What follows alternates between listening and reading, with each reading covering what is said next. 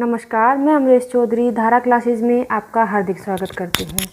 अब मैं आपको इससे रामस्य पितृभक्ति पाठ के आगे के श्लोक पढ़ाऊँगी। पहले वीडियो में हमने पढ़ा था कि राम अपने पिता को दुखी देखकर अत्यंत दुखी होते हैं और वे कहते हैं कि पिता के नाराज़ होने पर मैं क्षण भर भी जीवित नहीं रहना चाहता।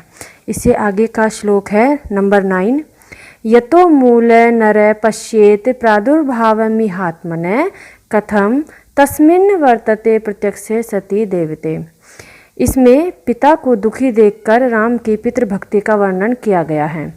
व्याख्या: राम केकई से पिता के प्रति अपनी भक्ति भावना प्रकट करते हैं।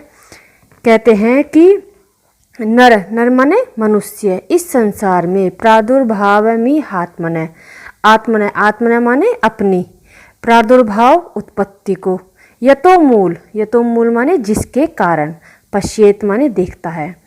मनुष्य इस संसार में अपनी उत्पत्ति को जिसके कारण देखता है, उस प्रत्यक्ष देवता के होते हुए उसके अनुकूल आचरण क्यों न करे।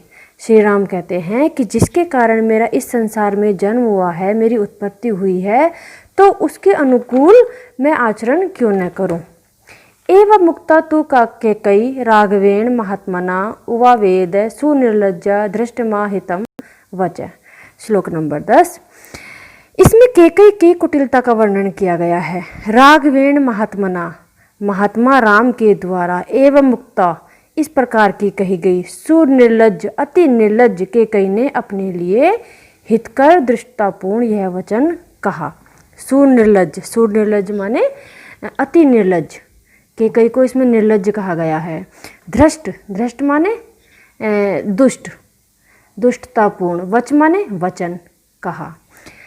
महात्मा राम के द्वारा इस प्रकार कही गई अति निर्लज्ज कैकेयी ने अपने लिए हितकर दृष्टतापूर्ण यह वचन कहा। श्लोक नंबर 11। प्रिय त्वां प्रियं वक्तुं वाणी नास्य प्रवर्तते तदवश्यम तव्या कार्य यदनेना श्रुतम मम।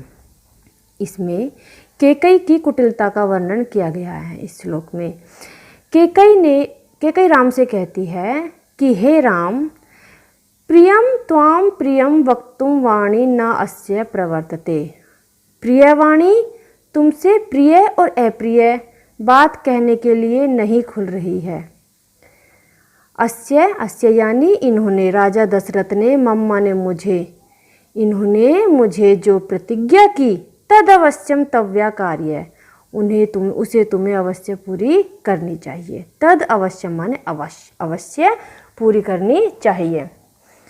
कैकेयी राम से कहती है कि हे राम, प्रियवाणी तुमसे प्रिय और अप्रिय बात करने के लिए नहीं खुल रही है, इसलिए मुझसे जो प्रतिज्ञा की, यानी कि राजा दशरथ ने जो प्रतिज्ञा की, उसे तुम अवश्य पूरी करो। ऐसा महम वरम दत्वा पुरा माम भी पूज्य च सपश्चात तप्यते राजा यथा अन्य प्राकृतस्तथा। श्लोक नंबर 12। इस श्लोक में कैकेयी की कुटिलता का वर्णन किया गया है। इसमें एश यानी राजा दशरथ, यहाँ राजा दशरथ के लिए कहा गया है। ये राजा पुरा माने पहले, प्राचीन काल में, पहले बहुत समय पहले मेरा सम्मान करके और मुझे वरदान देकर अब बाद में इस प्रकार दुखी हो रहे हैं। तप्यते माने दुखी हो रहे हैं। जैसे कोई प्राकृत तथा साधारण व्यक्ति, तप्यते माने दुखी होता है, जैसे कोई साधारण व्यक्ति दुखी होता है, इस प्रकार दुखी हो रहे हैं। यानी पहले मुझे वरदान देने के लिए कहा और फिर बाद में अब जब मैं वरदान मांग रही हूँ तो अब ये दुखी हो रहे हैं। श्लोक नंबर 13। यदि तद वक्ष्यते राजा शुभम वाय शुभम करिष्यसि तत् सर्वमाख्यास्यामि पुनर्स्त्वमहम्। इसमें राम की पितृभक्ति का वर्णन किया गया है। व्याख्या देखिए। कैकेयी ने राम से कहा, हे राम, राजा तुमसे शुभम वा यदि वा शुभम, शुभ या अशुभ कुछ भी कहे, यदि तथा माने यदि, उसे पूरा करोगे, त्वम माने तुम, यदि करिष्यसि माने करोगे, यदि तुम उसे पूरा करोगे तो सर्वमाख्यास्यामि, मैं सब कुछ बता दूंगी। श्लोक नंबर 14। एतत्तु वचनं श्रुत्वा कैकेय्या समुदाहतम् उवाच व्यथितो रामस्तां देवी नृपै सन्निधौ। इसमें राम की पितृभक्ति का वर्णन किया गया है। व्याख्या देखिए, कैकेयी द्वारा कही बातों को सुनकर राम ने क्या किया, इसका कवि वर्णन करता है। कैकेयी द्वारा कहे गए इस वचन को सुनकर, श्रुत्वा माने सुनकर, एतत्तु वचनम श्रुत्वा, इस प्रकार के वचनों को सुनकर, कैकेय्या कैकेयी के द्वारा, समुदाहतम, समुदाहतम माने